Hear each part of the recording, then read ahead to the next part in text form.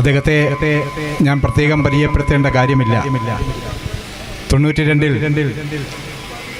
സംഘപരിവാർ ശക്തികളോടൊപ്പം അയോധ്യ പള്ളി തകർക്കുവാൻ പോവുകയും ഒടുവിൽ അത് തെറ്റായിരുന്നുവെന്ന ബോധ്യത്തിൽ നിന്നുകൊണ്ട് നീതിക്ക് വേണ്ടിയുള്ള പോരാട്ട ഭൂമിയിൽ അബ്ദുൽ നാസർ മദനി എന്ന മർദ്ദിതപക്ഷ പോരാളിയോടൊപ്പം PDP എന്ന രാഷ്ട്രീയ പ്രസ്ഥാനത്ത് എത്തപ്പെടുകയും ചെയ്ത, ഒടുവിൽ മതവിശ്വാസിയായി മാറി മുഹമ്മദ് ബിലാൽ ആവുകയും ചെയ്ത നമ്മുടെ പ്രിയപ്പെട്ട നേതാവ് ശ്രീ മുഹമ്മദ് ബിലാലിനെ ചുരുങ്ങിയ വാക്കുകളിൽ അഭിവാദ്യ പ്രഭാഷണം നടത്തുവാൻ ക്ഷണിക്കുന്നു.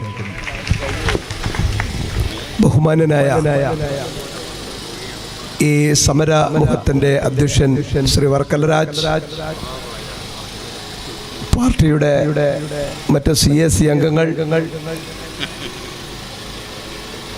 നമ്മുടെ ഈ തിരുവനന്തപുരം ജില്ലയുടെ ഈ സംഘാടക സമിതിയുടെ മുഖ്യ സംഘാടകരിൽ ഒരാളായ കല്ലമ്പലം ഷാഫി,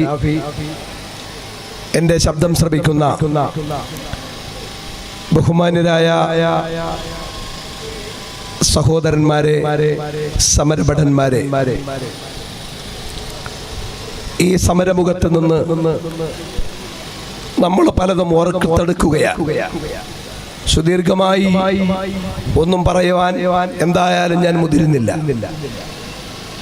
ഈ പ്രസ്ഥാനം അടിസ്ഥാനപരമായി രൂപീകൃതമാവാനുണ്ടായ കാരണം ഇന്ത്യ രാജ്യത്തിൻ്റെ മതനിരപേക്ഷതയെയും ജനാധിപത്യത്തെയും തച്ച് തകർത്ത് തെരിപ്പണമാക്കാൻ സംഘപരിവാർ തുടങ്ങുകയും ഈ രാജ്യത്ത് സംഘപരിവാർ ശക്തികൾ രാജ്യത്തിന്റെ എല്ലാ അധികാര വർഗങ്ങളും നോക്കി നിൽക്കെ ബാബരി മസ്ജിദ് തകർക്കപ്പെട്ടതോടുകൂടി അതിനെ ഈ ലോകത്തിന്റെ മുന്നിൽ ആ ഫാസിസത്തിന്റെ മുഖം വരച്ച് കാണിക്കാൻ പലരും മടിച്ചു നിന്ന സമയത്ത് ഈ രാജ്യത്തെ ഭരണകൂട ഭീകരത എല്ലാ അർത്ഥത്തിലും രാജ്യത്തെ തലപൊക്കിയപ്പോൾ അതിനെതിരെ ഒരു ചെറുവിരലനക്കാൻ കേരളക്കരയുടെ മണ്ണിൽ ആരും ആർജവം കാണിക്കാതിരുന്ന കാലഘട്ടത്തിൽ നമുക്കറിയും ഈ രാജ്യത്തിന്റെ തെരുവോരങ്ങളിൽ നിന്ന് ധീരമായി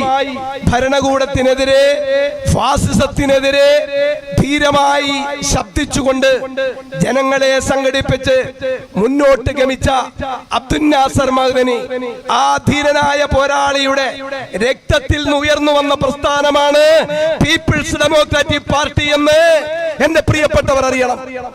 അതുകൊണ്ട് PDP എന്ന രാഷ്ട്രീയ പ്രസ്ഥാനം രൂപീകൃതമായിട്ട് 29 വർഷമാവുകയാണ്. ആ 29 വർഷത്തിനിടയിൽ 22 വർഷവും ആ പാർട്ടിയുടെ ചെയർമാനെ ഈ രാജ്യത്തെ ഭരണകൂടം തടവിലാക്കപ്പെടുമ്പോഴും ഈ പ്രസ്ഥാനത്തിന്റെ വേരറ്റ് പോയിട്ടില്ല എന്ന് ഈ രാജ്ഭവനത്തിന് മുന്നിൽ നിന്ന് എന്റെ പ്രിയപ്പെട്ടവരെ ഉണർത്തുകയാണ്. എന്താണ് അതിന്റെ കാരണം? വിശദമായെന്നോ എന്റെ പ്രിയപ്പെട്ടവരോട് സമ്പാദിക്കാൻ ഞാൻ ഉദ്ദേശിക്കുന്നില്ല. എന്റെ ശബ്ദം കേൾക്കുന്ന ഈ രാജ്യത്തിന്റെ ഭരണകൂടത്തിൽ ഇരിക്കുന്നവരും എന്റെ ശബ്ദം കേൾക്കുന്നു. ഈ രാജ്യത്തിന്റെ ആത്മാവിനെ തട്ടി ഉണർത്തുകയായിരുന്നു മദനി ചെയ്തത്. വരാൻ പോകുന്ന ഭരണകൂട ഭീകരതയെ കുറിച്ച് വളരെ വ്യക്തമായി ഈ രാജ്യത്തെ ജനതയോട് മദനി വിളിച്ചു പറഞ്ഞു. ആ വിളിച്ചു പറഞ്ഞതിന്റെ പേരിൽ ഒരു കാലം നഷ്ടപ്പെടുമ്പോഴും ഈ രാജ്യത്തെ കോടതിയായ കോടതി മൊത്തവും കൊണ്ടു നടക്കുമ്പോഴും ഈ രാജ്യത്തിന്റെ ഭരണകൂടവും ഫാസിസവും ഒന്നായി പരിശ്രമിച്ചിട്ടും 22 വർഷമായിട്ട് മദനിയെ കീഴ്പ്പെടുത്താൻ ഈ രാജ്യത്തെ ഭരണകൂടത്തിന് കഴിഞ്ഞിട്ടില്ല. അബ്ദുൽ നാസർ മദനി വാരി വിതറിയ വിത്തുണ്ടല്ലോ, ഫാസിസത്തിനെതിരെ മദനി ഉയർത്തിവിട്ട വിചാര വിപ്ലവം, ആ വിചാര വിപ്ലവം ഈ രാജ്യത്ത് മുളച്ചു പൊങ്ങുക തന്നെ ചെയ്യും എന്ന് ഈ രാജ്ഭവനിൽ തടിച്ചുകൂടിയ എന്റെ പ്രിയപ്പെട്ടവരെ സാക്ഷി നിർത്തി ഞാൻ ബോധ്യപ്പെടുത്തുകയാണ്. ഞങ്ങൾ തുടങ്ങുകയാണ്. ഈ രാജ്യത്ത് അടിച്ചമർത്തലുകൾ ഒരുപാടുണ്ടായി. ഈ രാജ്യത്ത് തട്ടിത്തകർത്തലുകൾ ഒരുപാടുണ്ടായി. അബ്ദുൽ നാസർ മദനി പറഞ്ഞു, അശോക് സിംഗൾ തിരുവനന്തപുരത്ത് നിന്ന് പത്രസമ്മേളനം നടത്തി 3003 പള്ളികൾ ഞങ്ങൾ പൊളിക്കുമെന്ന് പറഞ്ഞപ്പോൾ പലരും ഭയപ്പെട്ട് മിണ്ടാതിരുന്നപ്പോൾ തിരുവനന്തപുരത്തിന്റെ പുതിരിക്കണ്ടം മൈതാനിയിൽ അബ്ദുൽ നാസർ മദനി അലറി വിളിച്ചു പറഞ്ഞു, ജനാധിപത്യ വിശ്വാസികളെ, മതനിരപേക്ഷതയിൽ വിശ്വസിക്കുന്നവരെ, നിങ്ങൾ സമരസജ്ജരാവുക എന്ന്. പക്ഷേ പലരും ഉറക്കം നടിച്ചു, പലരും നിശബ്ദരായി. ഈ രാജ്യത്തിന്റെ ഭരണകൂടത്തിന്റെ ആ പിച്ചച്ചട്ടിയിൽ നിന്ന് എച്ചിൽ തിന്നാൻ, ആ എച്ചിൽ തിന്നുന്നവർ നിശബ്ദരായിരുന്നു. ഇന്ന് ഈ രാജ്യത്തിന്റെ മതനിരപേക്ഷതയ്ക്കെതിരെ വെല്ലുവിളി ഉയർത്തി സർപ്പം പോലെ പത്തി വിടർത്തി ഫാസിസം അതിന്റെ മൂർത്തിമദ്ഭാവത്തിലേക്ക് വന്നുകൊണ്ടിരിക്കുമ്പോൾ എന്റെ പ്രിയപ്പെട്ടവരെ, ഞങ്ങൾക്കുറപ്പുണ്ട്, PDPക്ക് ഉറപ്പുണ്ട്, ഈ രാജ്യത്ത് ഈ ഫാസിസത്തിന്റെ എച്ചിൽ തിന്നുന്നവർക്കും രക്ഷയില്ലാതെ മാളത്തിൽ നിന്നവർക്ക് പുറത്തു വരേണ്ടി വരുമെന്ന് PDP ഉറച്ചു വിശ്വസിക്കുകയാണ്. ഞങ്ങൾ സമരം തുടങ്ങുകയാണ്, ഞങ്ങൾ സമരം ആരംഭിക്കുകയാണ്. 2 ദിവസം കൊണ്ട് ഈ ഇരിക്കുന്ന മൊബൈലിന്റെ വാട്സപ്പ് കൂട്ടായ്മയിലൂടെ ഒരു ആഹ്വാനം നടത്തിയപ്പോൾ തിരുവനന്തപുരത്തിന്റെ പാളയത്തിന്റെ രക്തസാക്ഷി മണ്ഡപത്തിൽ 1000 ഒരുമിച്ച് കൂട്ടാൻ PDPക്ക് കഴിഞ്ഞിട്ടുണ്ട്. ഞങ്ങൾ ഒരു ക്യാമ്പയിൻ ആരംഭിച്ച് ഈ പ്രസ്ഥാനത്തിന്റെ ആദർശത്തെയും ആശയത്തെയും ഉയർത്തിപ്പിടിച്ചുകൊണ്ട് ഈ രാജ്യത്തിന്റെ ഭരണഘടന തകർക്കാൻ ശ്രമിക്കുന്ന ഫാസിസത്തിനെതിരെ ഞങ്ങൾ മുന്നോട്ട് കുതിക്കാൻ തീരുമാനിച്ചാൽ ഈ രാജ്യത്ത് അവർണ ജനത സമരസജ്ജരായി മുന്നോട്ട് കുതിക്കും. ഈ രാജവീതി അയ്യൻകാളിയുടെ സമര പോരാട്ടം കണ്ടമെന്നാണ്.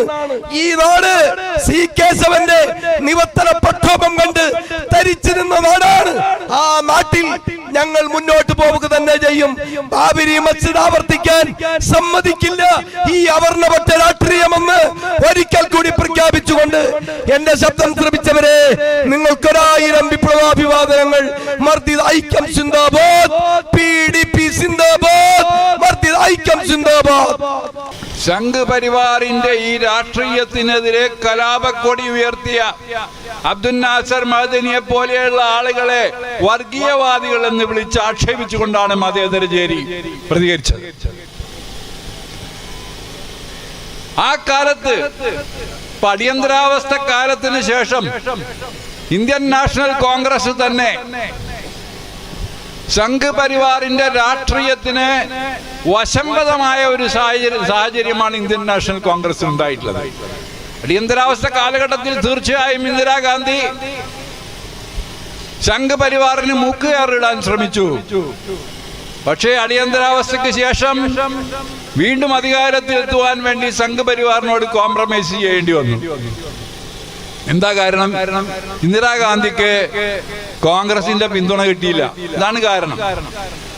അപ്പൊ ആ തരത്തില് കഴിഞ്ഞ 2 ദശാബ്ദക്കാലമായി രാജ്യത്ത് നടന്നു വരുന്ന മതേതര രാഷ്ട്രീയത്തെ അള്ളിപ്പിടിച്ചിട്ടുള്ള ആന്തരിക ദൗർബല്യങ്ങൾ അതികഠിനമായ രീതിയിൽ ഇന്ന് അതിനെ ബാധിച്ചിരിക്കുന്നു.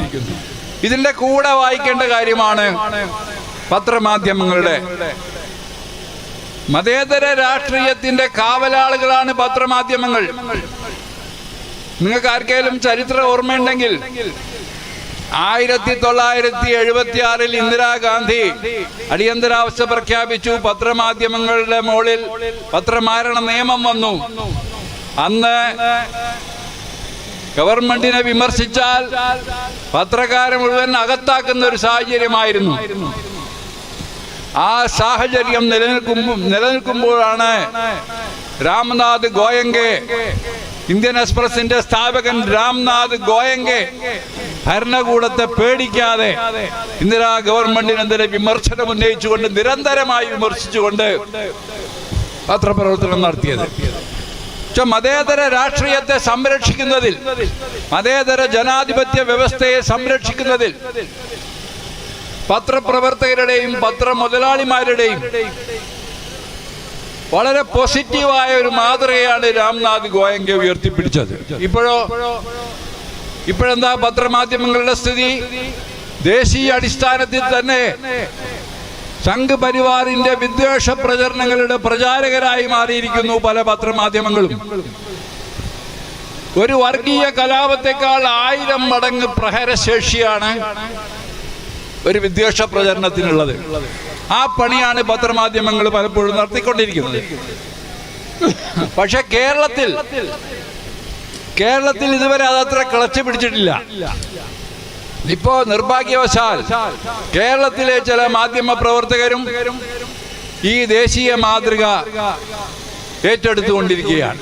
ഇത് കാണിക്കുന്നത് ദേശീയ അടിസ്ഥാനത്തിൽ ശക്തി പ്രാപിച്ച വംശീയ വിദ്വേഷത്തിന്റെയും ധ്രുവീകരണത്തിന്റെയും ശക്തികൾ അവർക്ക് കേരളത്തിൽ വിജയിക്കാനായിട്ടില്ലെങ്കിലും അവർ കേരളത്തിൽ കാലൂന്നി നിൽക്കാൻ ശക്തി പ്രാപിക്കാൻ ശ്രമിച്ചുകൊണ്ടിരിക്കുകയാണ് എന്നുള്ളതാണ്. അതുകൊണ്ടാണ് അബ്ദുൽ നാസർ മഅ്ദനിയെ അകാരണമായി ഇന്നലെയും മിനിഞ്ഞാന്നും ഏഷ്യാനെറ്റിലൊക്കെ അബ്ദുൽ നാസർ മഅ്ദനിക്കെതിരെ വിദ്വേഷ പ്രസംഗം അല്ലെങ്കിൽ വിദ്വേഷ പ്രചരണം നടക്കുന്നത്. അബ്ദുൽ നാസർ മഅ്ദനി 1992 ശേഷമാണ് കേരള രാഷ്ട്രീയത്തിൽ അറിയപ്പെടുന്നത്.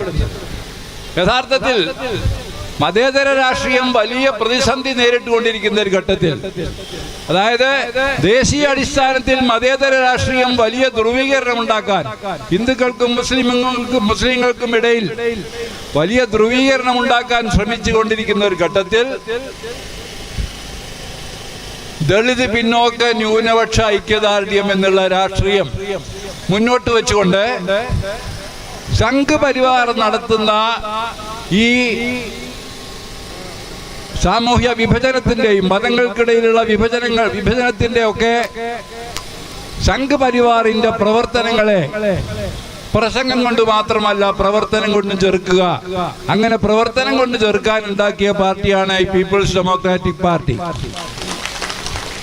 അപ്പൊ PDPക്കും മഅ്ദനിക്കും എതിരെ സംഘ് പരിവാറിന്റെ കൂലിത്തല്ലുകാർ സ്വാഭാവികമായും വിദ്വേഷ പ്രചരണം നടത്തും എന്നുള്ളത് ആർക്കും മനസ്സിലാക്കാവുന്നതേ ഉള്ളൂ.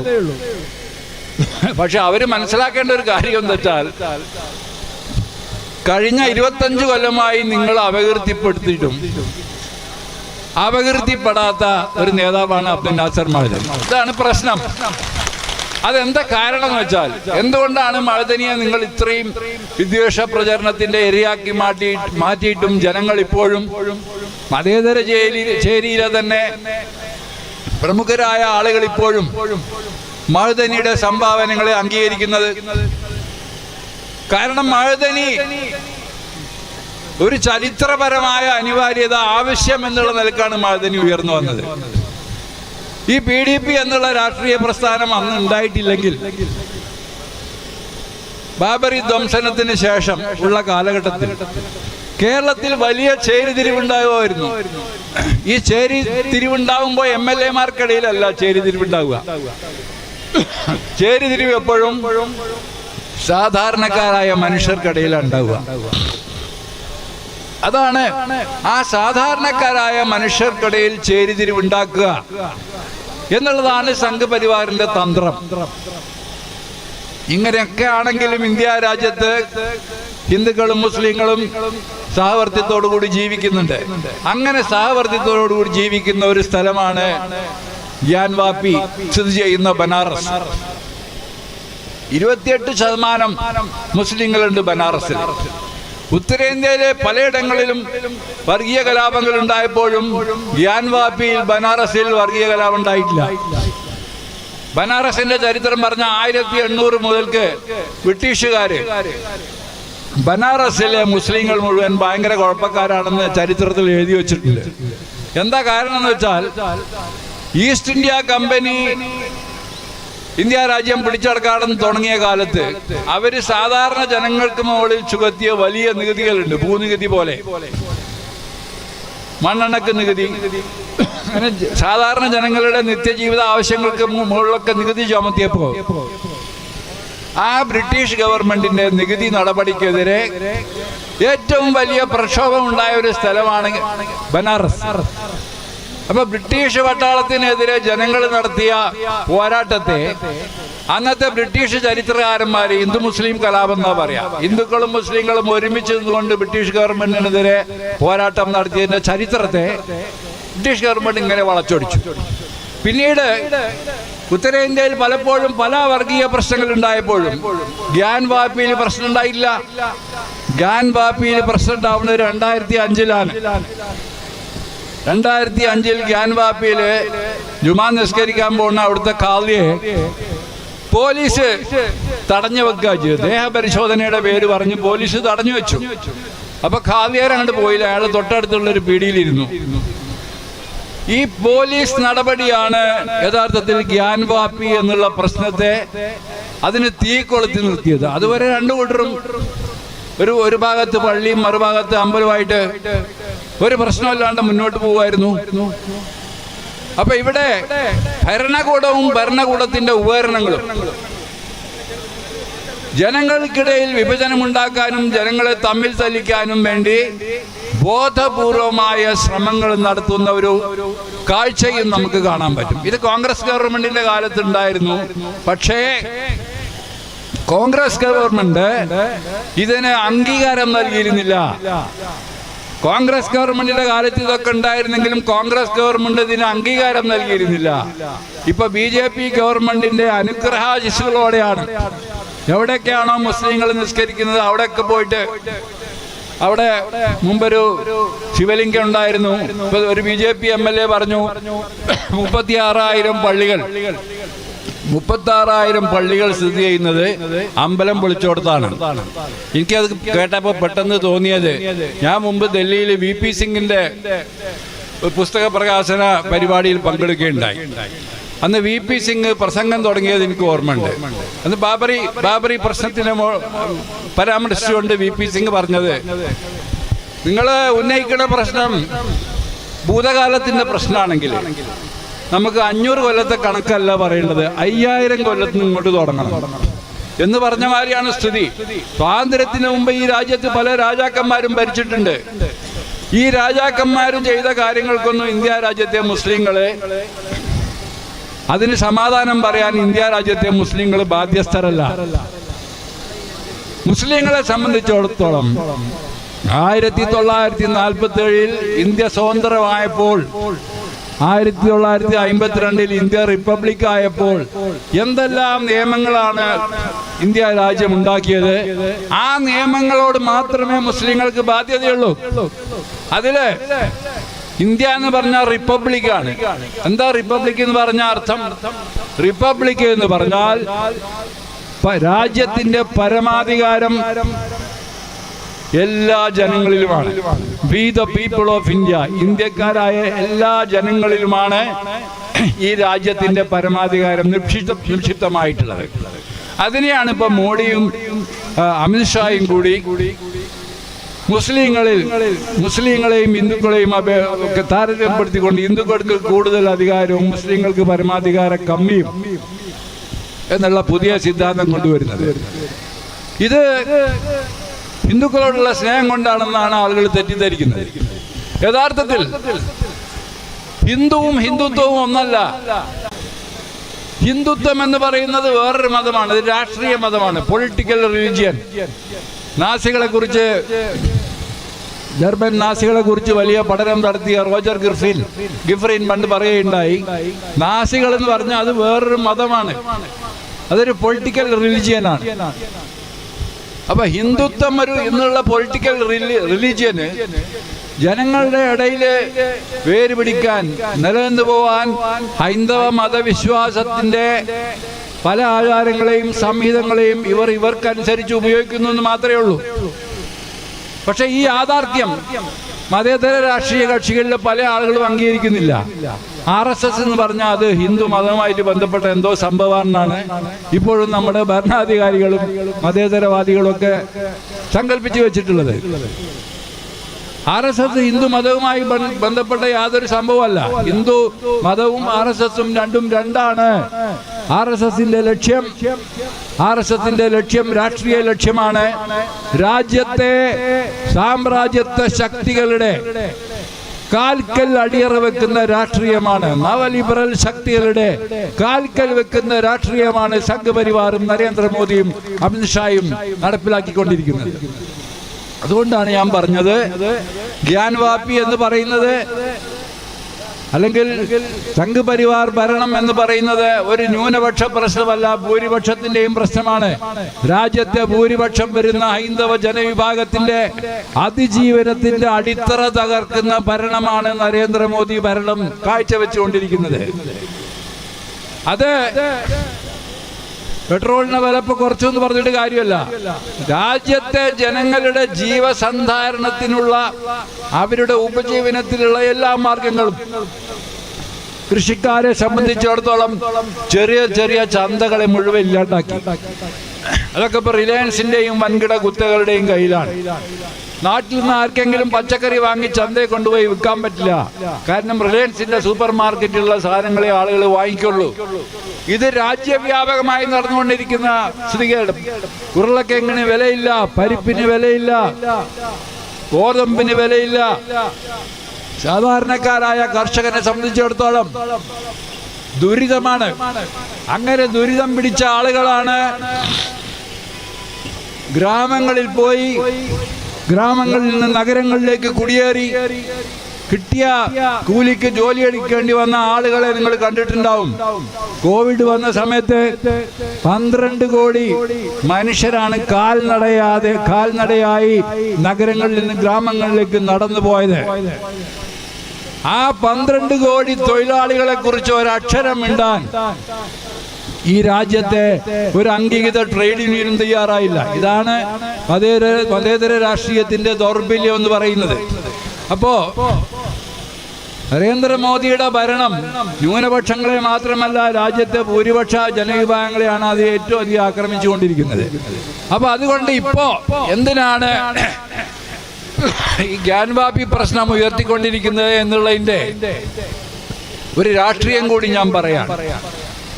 നരേന്ദ്രമോദി ഗവൺമെന്റ് ഇതിനു മുമ്പ് അധികാരത്തിൽ വന്നപ്പോ, ഒന്നാം നരേന്ദ്രമോദി ഗവൺമെന്റ് അധികാരത്തിൽ വന്നപ്പോ രാജ്യത്തെ സാധാരണക്കാരായ ജനങ്ങൾക്ക് നൽകിയ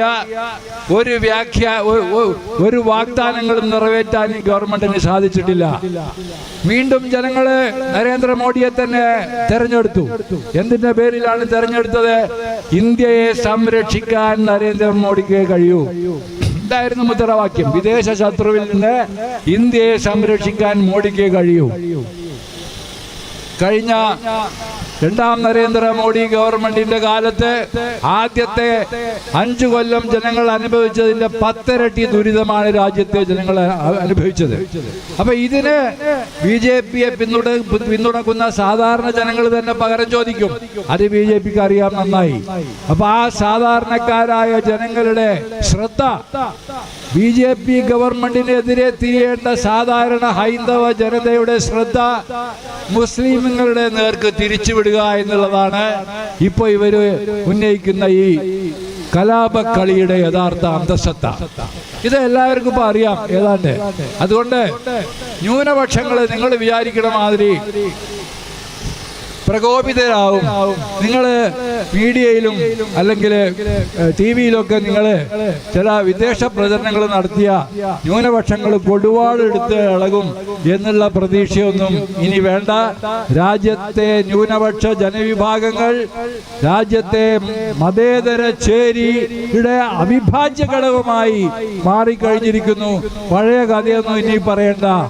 പുതിയ മതേതര ബദലുകൾ ഉയർത്തിക്കൊണ്ടുവന്ന് മതേതര ചേരിയുടെ ദൗർബല്യങ്ങൾ പരിഹരിക്കാൻ കെൽപ്പുള്ള രാഷ്ട്രീയ പക്ഷമായി രാജ്യത്തെ PDP പോലെയുള്ള സംഘടനകൾ മാറിക്കഴിഞ്ഞിരിക്കുന്നു. ആ മാറ്റത്തിന്റെ പ്രകടനമാണ് ഇന്നിവിടെ കണ്ടത്.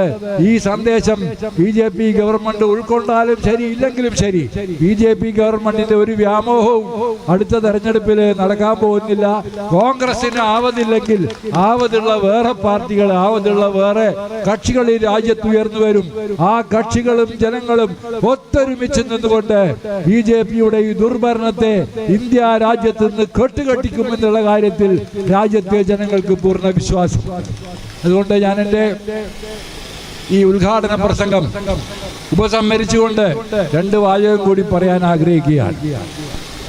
അബ്ദുൽ നാസർ മഅദനിയെ നിങ്ങൾ ഇടക്കിടക്ക് ഇങ്ങനെ അധിക്ഷേപിക്കുമ്പോൾ മഹദനി വർഗീയ പ്രചരണം നടത്തി, മഹദനി രാജ്യത്തെ ജനങ്ങളെ വിഭജിച്ചു എന്നൊക്കെ ഇടക്കിടക്ക് വർഗീയ പ്രചരണം നടത്തുമ്പോൾ നിങ്ങൾ അപഹാസ്യരാവുകയാണ് എന്നുള്ള കാര്യം ദയവ് ചെയ്തൊന്ന് മനസ്സിലാക്കണം. ഇപ്പൊ വിനു ബി ജോൺ ആയാലും ആരാണെങ്കിലും ശരി, ഇവരൊക്കെ ഒരു കാലത്ത് മനുഷ്യാവകാശ പ്രശ്നങ്ങൾക്ക് വേണ്ടി കൂടെ നിന്നവരാണ്, ഒപ്പം നിന്നവരാണ്.